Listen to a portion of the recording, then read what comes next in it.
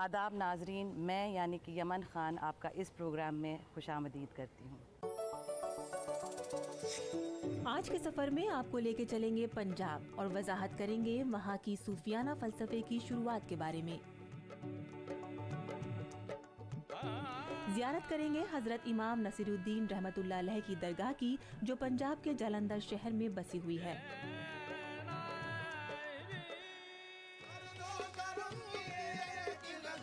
डूबेंगे हज़रत अहमद फारूकी सरहिंदी रहमतुल्लाह अलैह के कलाम की चाशनी में और तफसील जानेंगे उनके सूफियाना फ़लसफ़े के बारे में।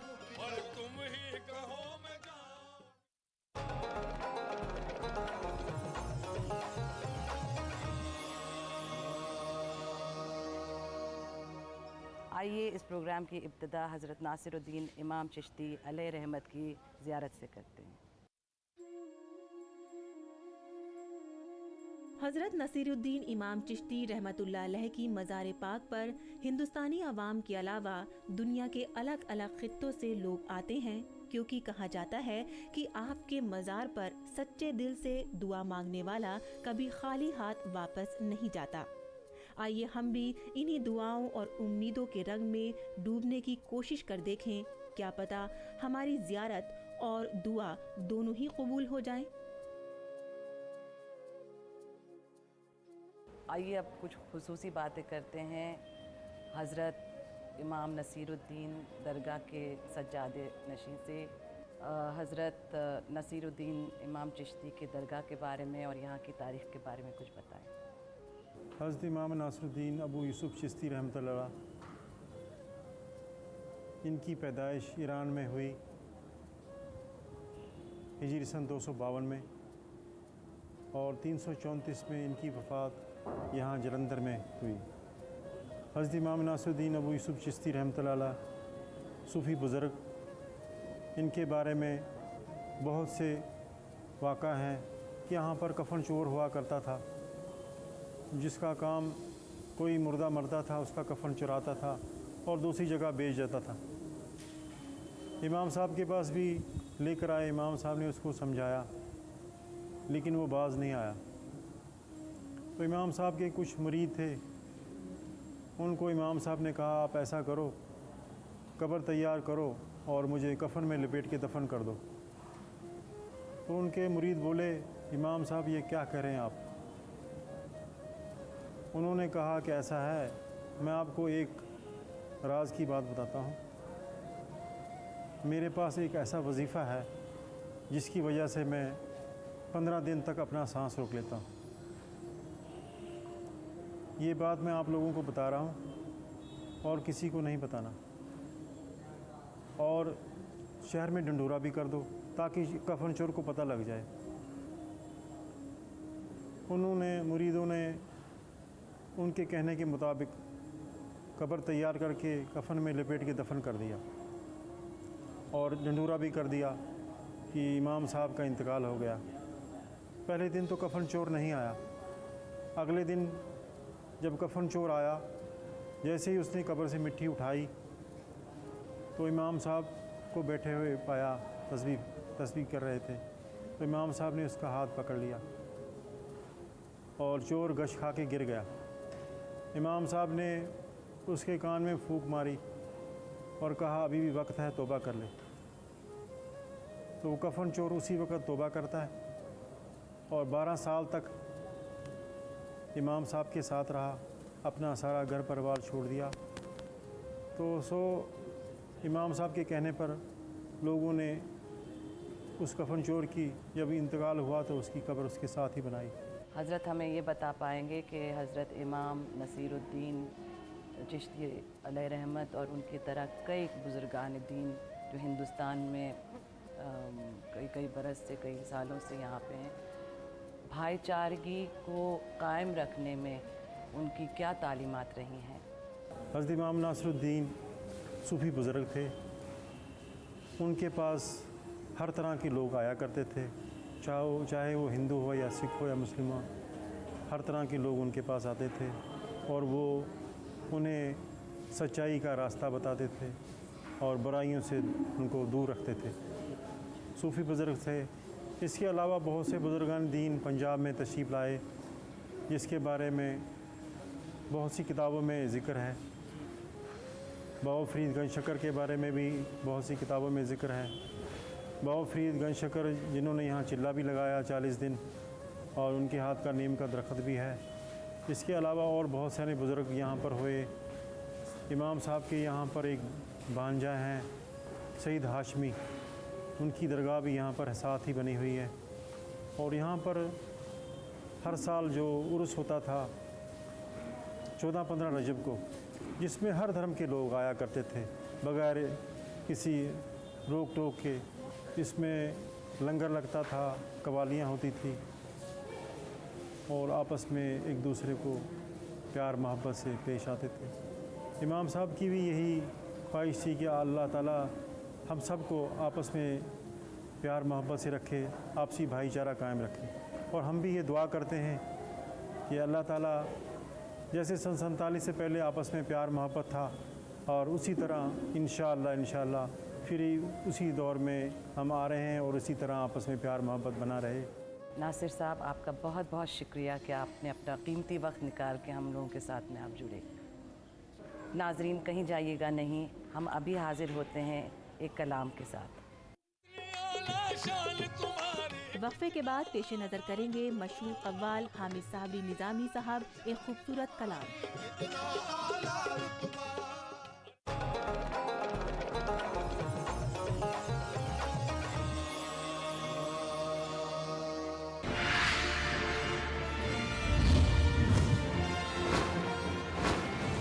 आप देख रहे हैं डीडी उर्दू, हिंदुस्तानी तहजीब व सकाफत का तर्जुमा।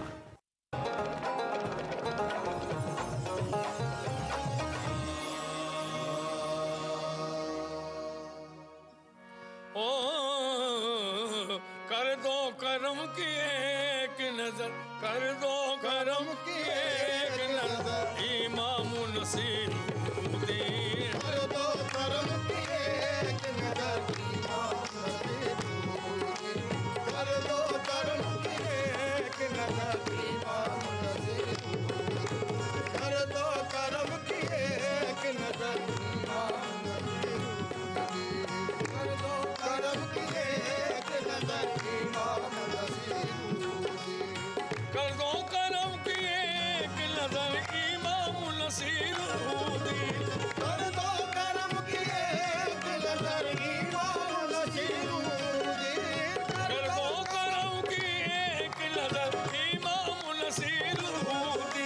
कर दो करम की एक नजर, इमाम नसीरुद्दीन। तुम ही कहो मैं जाऊं किधर, तुम ही कहो मैं जाऊं किधर, और तुम ही कहो मैं जाऊं किधर, इमाम नसीरुद्दीन। तुम ही कहो मैं जाऊं किधर, इमाम नसीरुद्दीन। तुम ही कहो मैं जाऊं किधर, इमाम नसीरुद्दीन। तुम ही कहो मैं जाऊं किधर, इमाम नसीरुद्दीन।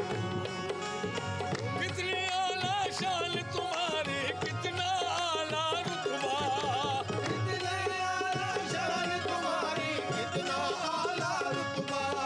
अरे कितनी आला शान तुम्हारी, कितना आला रुतबा, कितनी आला शान तुम्हारी, कितना आला रुतबा। अरे कितना आला आप कदर, कितना आला आप कदर, कितना आला आप कदर, इमाम नसीरुद्दीन। कितना आला आप कदर, इमाम नसीरुद्दीन। ओ कितना आला आप कदर, इमाम नसीरुद्दीन। कितना आला आप कदर, इमाम नसीरुद्दीन। कितना आला आप कदर, इमाम नसीरुद्दीन। कब से बैठा हूँ चौखट पे आस लगाए मैं भी, कब से बैठा हूँ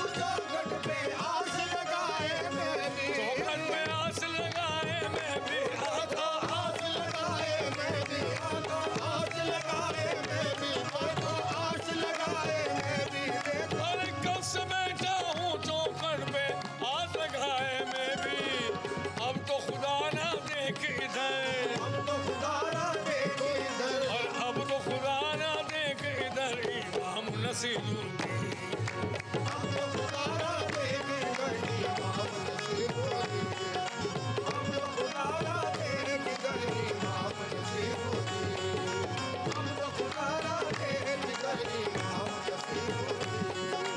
अब तो खुदा ना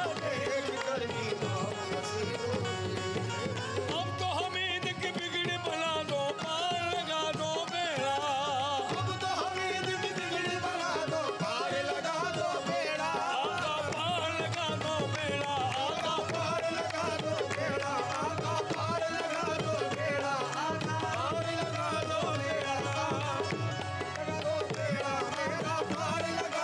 बेड़ा और अब तो हमीद की बिगड़ी बना दो पार लगा दो बेड़ा हाल फंसा है बीच बवर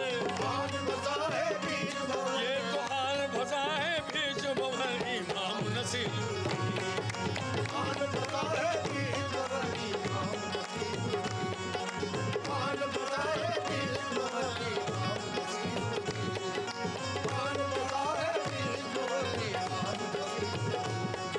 अरे मतलब की दुनिया है सारी कोई काम न आया ओ आगा कोई काम न आया आगा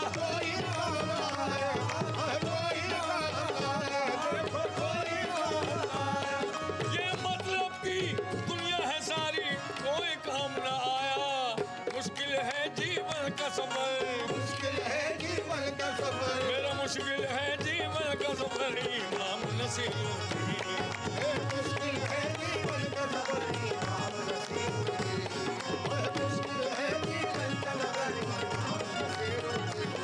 अरे अब तो हमीद की बिगड़ी बना दो पार लगा दो बेड़ा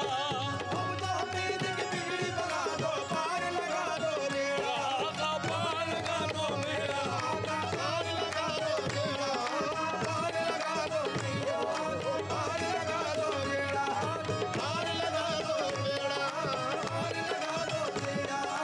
अब तो हमीद की बिगड़ी बना दो पार लगा दो बेड़ा हाल फंसा है बीच भंवर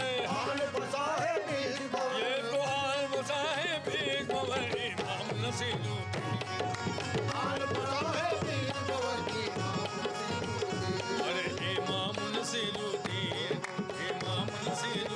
मेरे इमाम नसीरुद्दीन ओ इमाम नसीरुद्दीन ओ इमाम नसीरुद्दीन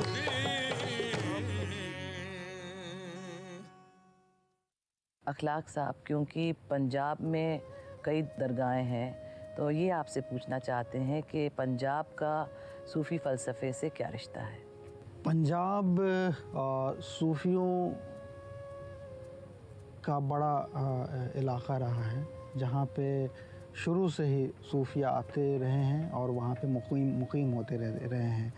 जो पहले सूफ़ी जो पंजाब में आए हज़रत दाता गंज बख्श, जिनका मकबरा लाहौर में है, और जब हज़रत ख्वाजा मोइनुद्दीन चिश्ती रहमतुल्लाह अलैह हिंदुस्तान की तरफ आ रहे थे तो उनके मकबरे के पास उन्होंने चिल्ला कशी की थी। उसके बाद भी ये इस पूरे इलाके में सूफ़ियों का के असरात रहे। सूफिया वहाँ पे जाके बसते रहे और लोगों में रुश्द व हिदायत का काम करते रहे। एक अहम सूफ़ी जो बाद में हज़रत ख्वाजा फरीदुद्दीन गंज शकर रहमतुल्लाह अलैह जब पंजाब में गए हैं और अजोधन जो अब पाकपटन कहलाता है वहाँ पे जाके जब बसे हैं तो न सिर्फ़ ये कि उन्होंने रूहानी तौर पे लोगों को मुतासिर किया, लोग उनसे फैज़याब हुए, बल्कि उन्होंने वो पहले शख्स हैं ग़ालिबन जिन्होंने पंजाबी में शायरी की और वहाँ की मकामी ज़बान ज़ाहिर पंजाबी थी। उस ज़बान में उन्होंने शेर कहे और अपने पैगाम को लोगों तक आम किया। और यही वजह है कि ख़ुद गुरु ग्रंथ साहब में भी बाबा फ़रीद का कलाम देखा जाता है और मिलता है, और उनके यहाँ भी उनकी तालीमात के बड़े असरात हैं। बुल्ले शाह बाद में हुए हैं और बुल्ले शाह ने का कलाम आज भी घर घर में मकबूल है, पढ़ा जाता है और लोग उससे फ़ायदा उठाते हैं। और बुल्ले शाह की खूबी ये है कि बुल्ले शाह ने तसव्वुफ़ के नाम पे जो लोग ढोंग करते थे या जिनके यहाँ रिया थी, जो जो जो जो मुखलिस नहीं थे अल्लाह के इबादत को लेकर या तसव्वुफ़ को लेकर, उनकी भी उन्होंने नक़ाब कुशाई की है और इस हवाले से भी उनका कलाम जाना जाता है और वो पंजाबी शायरी में उनका बड़ा अहम मकाम है। और भी लोग गए हैं। हज़रत शेख सरहिंदी रहमतुल्लाह अलैह पहले दिल्ली में हज़रत बाक़ी बिल्लाह के साथ रहे, बाद में वो सरहिंद में जाके मुक़ीम हो गए।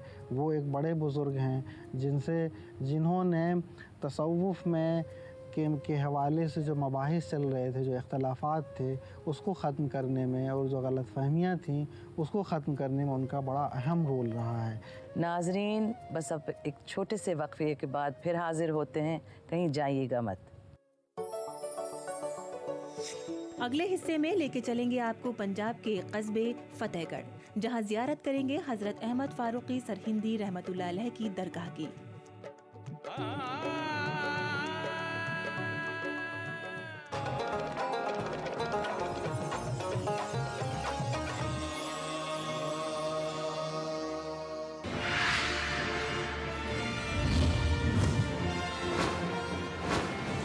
आप देख रहे हैं डीडी उर्दू, हिंदुस्तानी तहजीब व सकाफत का तर्जुमान।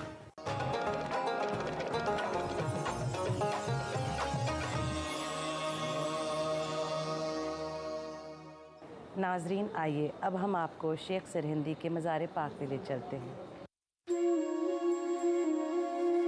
शेख सरहिंदी नक्शबंदी सिलसिले से ताल्लुक़ रखते हैं। आपकी यादगार न तो सिर्फ आपके मज़ार शरीफ से है, बल्कि आपके लिखे हुए वो ख़त हैं जो इल्म शरीयत और तरीक़त के हवाले से बहुत अहमियत रखते हैं। तो नाज़रीन, आइए चलते हैं सरहिंद, पंजाब और आपके बारे में और जानने की कोशिश करते हैं। नाजरीन, अब हमारे दरमियान मोहम्मद सादिक रज़ा साहब हैं। आइए उनसे कुछ अहम बातें करते हैं। सादिक रज़ा साहब, हमारे साथ जुड़ने के लिए बहुत बहुत शुक्रिया। हम चाहेंगे कि आप हमें शेख सरहिंदी के बारे में कुछ अहम बातें बताएं।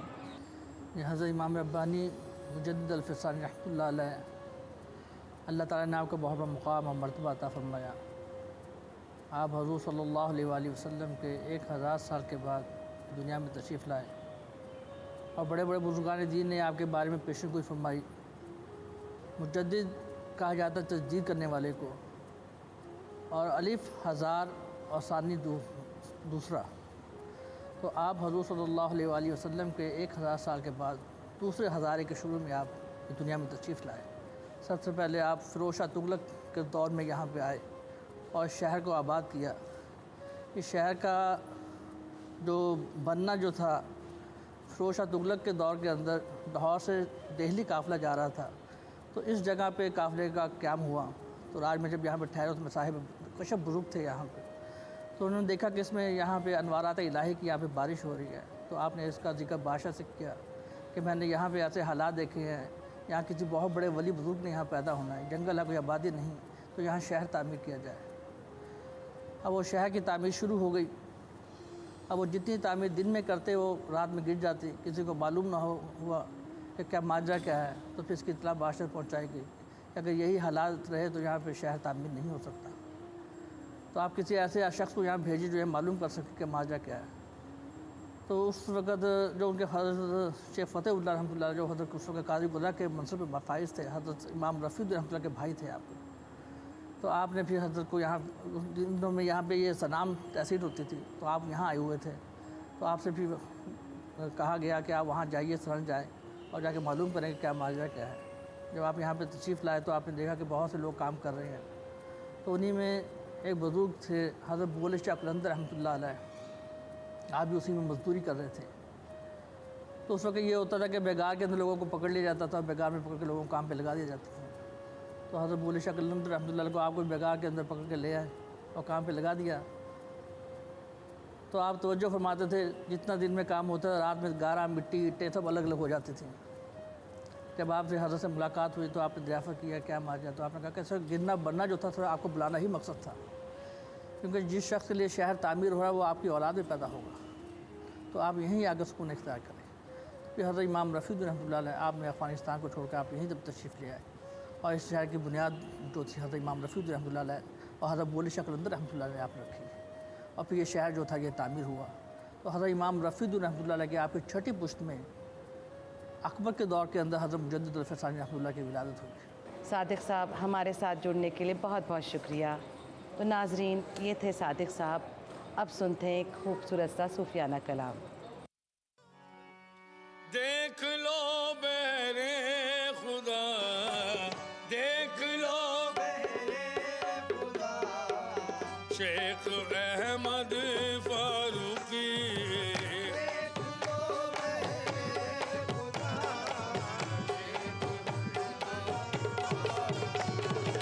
देख लो बहरे खुदा,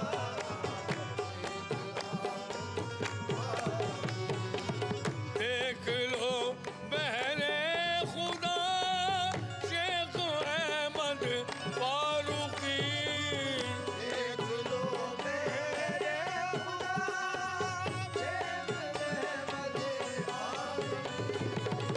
देख लो बहरे खुदा, शेख अहमद फारूकी, कब से हूँ दर पे खड़ा, कब से हूँ दर पे खड़ा, शेख अहमद फारूकी, कब से हूँ दर पे खड़ा, शेख अहमद फारूकी, कब से हूँ मैं तो दर पे खड़ा, कब से ओ मैं तो दर पे खड़ा, कब से हूँ दर पे खड़ा,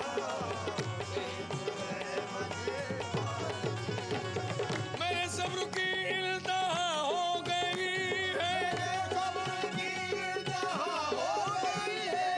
सदा देते देते सुबह हो गई है, कब से घर पे खड़ा, शेख अहमद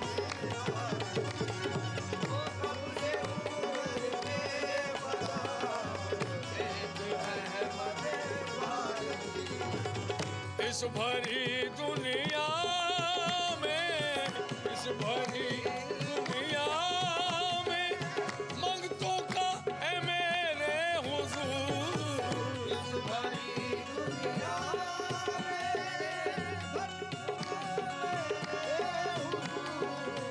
इस भरी दुनिया में मंगतों का है मेरे हुजूर, बस तुम ही हो आसरा, बस तुम ही हो आसरा, शेख अहमद फारूकी, बस तुम ही हो आसरा, शेख अहमद फारूकी, बस तुम ही हो आसरा, शेख अहमद फारूकी, दर बदर जो ठोकरे खाता फिरा है उम्र भर, दर बदर जो ठोकरे खाता फिरा है, दर बदर जो ठोकरे खाता फिरा है उम्र भर, उसको तेरा दर मिला, उसको तेरा दर मिला, शेख अहमद फारूकी, उसको तेरा दर मिला, शेख अहमद फारूकी, उसको तेरा दर मिला,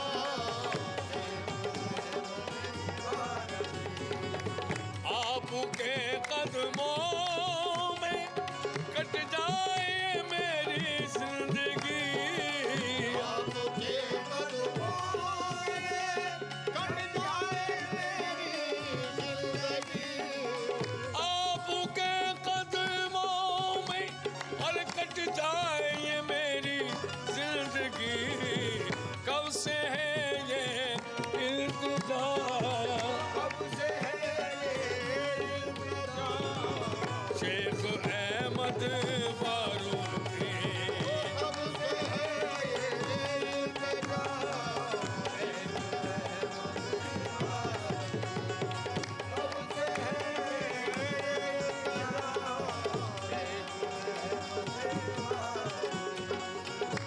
से है हसरत ये दिल की, एक दिल तेरा हमीद।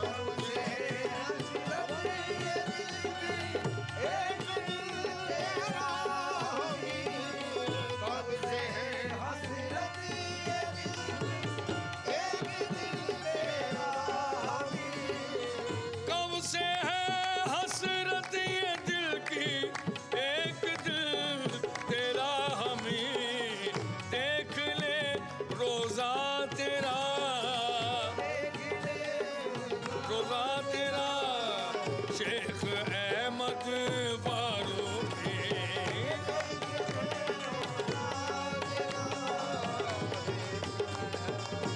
फारूकी शेख अहमद फारूकी, शेख अहमद फारूकी।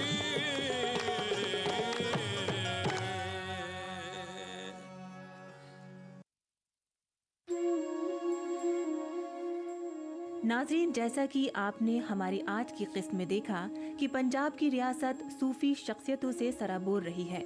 एक से एक कद्दावर सूफ़ी इस ज़मीन को रोशन करते रहे हैं। उन्हीं में से आज हमने 2 सूफ़ी शख्सियतों के बारे में बताने की कोशिश करी। हमें उम्मीद है कि आप हमारी इस कोशिश को तहे दिल से कबूल करेंगे।